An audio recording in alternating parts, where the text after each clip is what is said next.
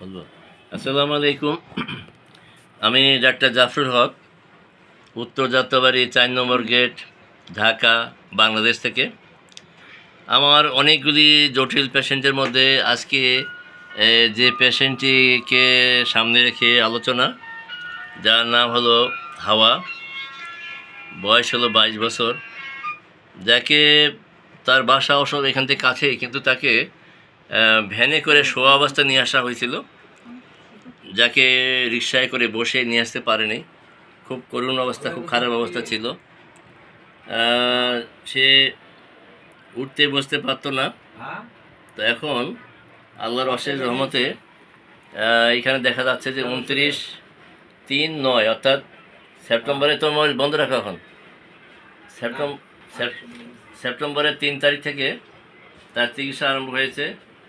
আজকে হচ্ছে কত, 13/10/24, এই মাত্র 10 দিনের মধ্যে আল্লাহর অশেষ রহমতে সে এখন একা একা উঠতে পারে, বসতে পারে, এবং কি হাঁটতেও পারে। এবং গত পরশু বা 2 দিন আগে তার বোন এসে আমাকে জানাইলো যে আমার বোন বসে বসে মাছ করতেছে। তো এই ভিডিওটার উদ্দেশ্য হলো মানুষের ধারণা যে হোমিওপ্যাথিক ওষুধ অনেক সময় লাগে, যেখানে অ্যালোপ্যাথি ওষুধে কিছু হচ্ছে না, সেখানে অ্যালোপ্যাথি ওষুধ কি ভালো হওয়া সম্ভব? তো আসলে যদি ঠিক পয়েন্ট মতো ওষুধ পড়ে, তাহলে মিরাকেলের মতো কাজ করে, ম্যাজিকের মতো কাজ করে, এবং দ্রুত রোগী সুস্থ হতে পারে। এবং তার প্রমাণ হলো এই রোগী। আমি এখন স্বয়ং সেই রোগীর সাথে কথা বলবো। মিসেস হাওয়া, বলো তোমার কি হয়েছিল, তুমি কি অবস্থায় আসছিলা, তোমার নাম পরিচয় বলো, তুমি কোথায় থাকো, নাম বলো, জোরে জোরে বলবা। আসসালামু আলাইকুম। হ্যাঁ, আমার নাম হচ্ছে মিসেস হাওয়া। আর কাছে আমি এখানে আসার আগে আমার হসপিটালে আমি 1 মাস 4 দিন চিকিৎসা নিই। আমার প্রচণ্ড পেটে ব্যথা ছিল, প্রচণ্ড বমি ছিল। হাসপাতালে আমাকে অনেক চিকিৎসা করে, আল্লাহকে অনেক ডাকি, আমার বাবা মা অনেক কান্নাকাটি করে, কিন্তু আমাকে কোনোভাবে চিকিৎসায় সফলতা আসেনি। হাসপাতালে ডাক্তাররা পর্যন্ত আমাকে নিয়ে অনেক আফসোস করে, কোনোভাবে তারা আমাকে চিকিৎসা দিয়ে আমার রোগ সারাতে পারে। ব্যথা বন্ধ করতে পারে না। ব্যথা তীব্র থেকে তীব্র হচ্ছিল আমার। ওইখান থেকে আমাকে পাঠিয়ে দেয় বাসায়, রিলিজ করে দেয়। তারা কোনোভাবে আমার এই ব্যথা সারাতে পারেনি, আমার রোগ কোনোভাবে তারা ধরতে পারেনি। তো আমার বাসায় আসার পর জানতে পারি আঙ্কেলের কথা। তা জানার পর আমার বাবা তাড়াতাড়ি আমাকে পরের দিনই সকালবেলা ভ্যানে করে কান্না করতে করতে রাস্তা দিয়ে নিয়ে আসে।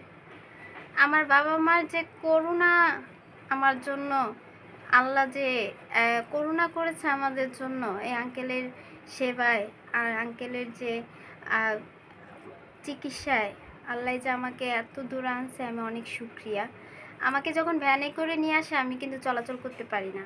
আমার এই যে ছোট বোন আমাকে কোলে করে হাসপাতালের ভিতরে নিয়ে আসে।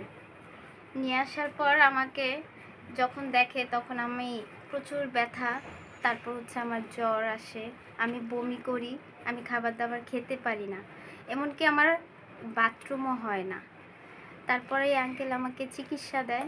চিকিৎসা দেওয়ার পর সারাদিন ওনার এখানে রাখার পর আলহামদুলিল্লাহ সেদিনেই রাত 11:30 বাজে যখন আমি আমার বাসার দিকে যাই, রাতে আমি অনুভব করি আমার ব্যথাটা কিছু কমেছে। আজ এই যে এই পর্যন্ত আসার পর আমি এখানে যখন আসি, আজ আমি আসছি, আসার পর যে আমার যে ব্যথা কমেছে, অনেক ব্যথা কমে গেছে, আমি হাঁটতে পারি আল্লাহর রহমতে, আমি সম্পূর্ণ খাবার দাবার খেতে পারি, এমনকি আমার বমি বন্ধ হয়ে গেছে আলহামদুলিল্লাহ। আমার বাথরুম হয়, আমার যে গ্যাসের সমস্যাটা ছিল, ওই গ্যাসের সমস্যাটাও বন্ধ হয়ে গিয়েছে আলহামদুলিল্লাহ। আল্লাহর কাছে অশেষ শুকরিয়া। আল্লাহ যে আমাকে দয়া করেছেন, আমার বাবা মা আমার জন্য যারা যারা দোয়া করেছেন, আমাকে যে আঙ্কেলের চিকিৎসা দিয়েছেন, ওনাদের দোয়ায়, ওনাদের সেবায় আজ আমি এই পর্যন্ত সুস্থ আছি।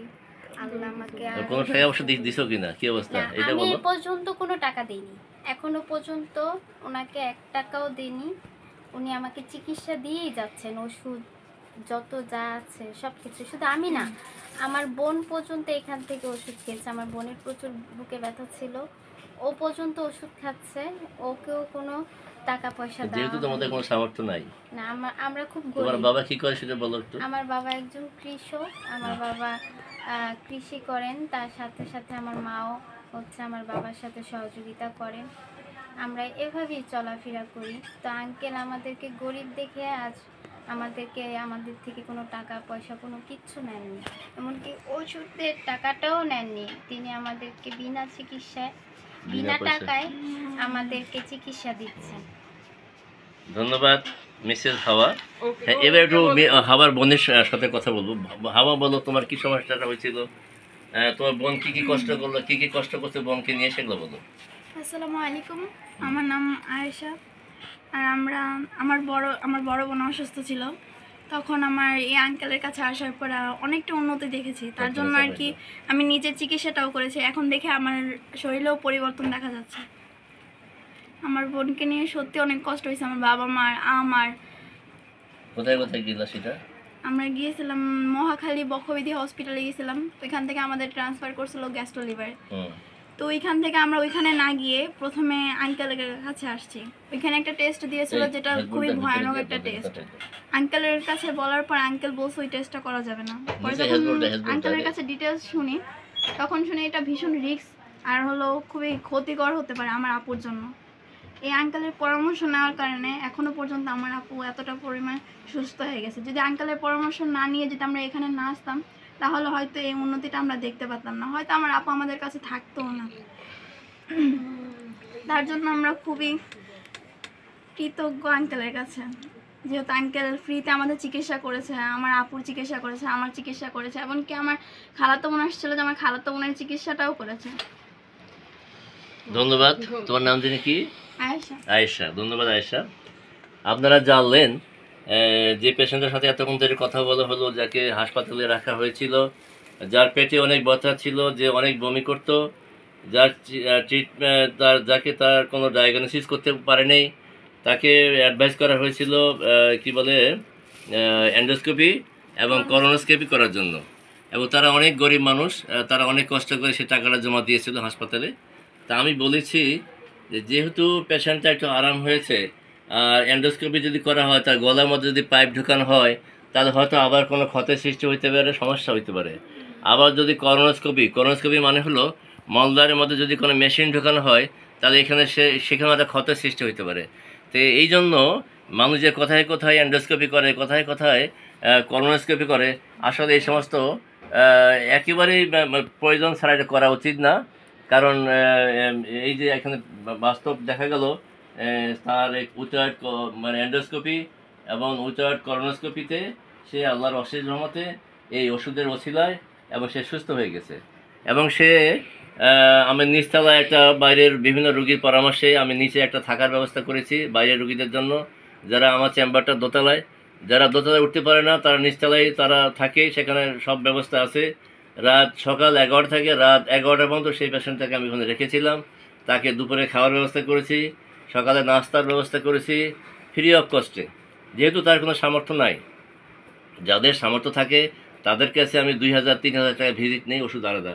কিন্তু যার একদম যার কোনো এবিলিটি নাই, যার সামর্থ্য নাই, তাকে আমি ফ্রি অফ কস্টে চিকিৎসা দিই।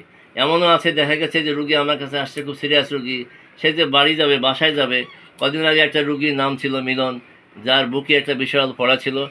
সেই ফোড়াটা এখানে এখানে করা হয়, মানে একটু কেটে দিয়ে পুষটা বের করে দেওয়া হয়।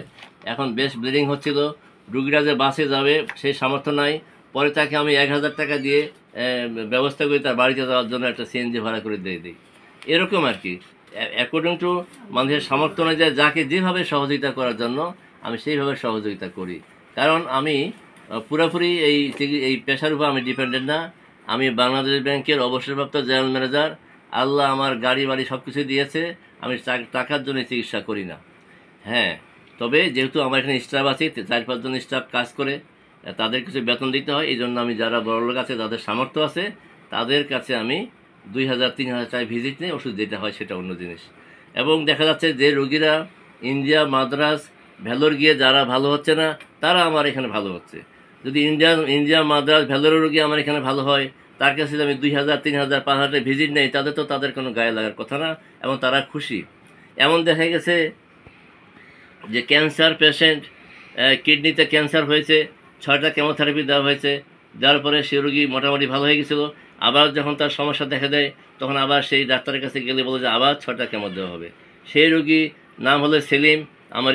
আমার এখানে আমাদের ডাক্তার জাফরুল নামের ভিডিও একটা ইউটিউব চ্যানেল আছে, সেই চ্যানেলে গেলে দেখবেন, ভিডিও নাম্বারটা আমার খেয়াল নাই, সেলিম নাম।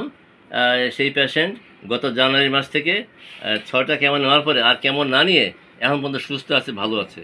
তো এই জন্য আমার এই ভিডিওর মাধ্যমে দেশবাসী জানুক যে কেমোথেরাপি নিলেই যে রুগী আর কেমো নিতেই হবে, না নিলে হোমিওপ্যাথি ওষুধ কাজ করবে না, এটা তার প্রমাণ। এরকম অনেক রুগী আছে যারা কেমোথেরাপি নিয়েছে, কিছুটা ভালো হয়েছিল অথবা আরও খারাপ হয়ে গেছে, সেই রুগীগুলি আমার চিকিৎসা এখন ভালো আছে। তো আল্লাহর কাছে কোটি কোটি শুক্রিয়া। এখানে অনেক রুগী বসা আছে, আর সময় নষ্ট না করে আমি এখানে শেষ করছি। এই রুগীর শুভকামনা করি, আল্লাহ তাকে সুস্থ করুক। সমস্ত অসহায় রুগীদেরকে আল্লাহ সবাইকে সুস্থ দান করুক। আমার জন্য দোয়া চেয়ে আমি এখানে শেষ করছি। আসসালামু আলাইকুম ওয়া রাহমাতুল্লাহি ওয়া বারাকাতুহু। অনেক সুন্দর হয়েছে।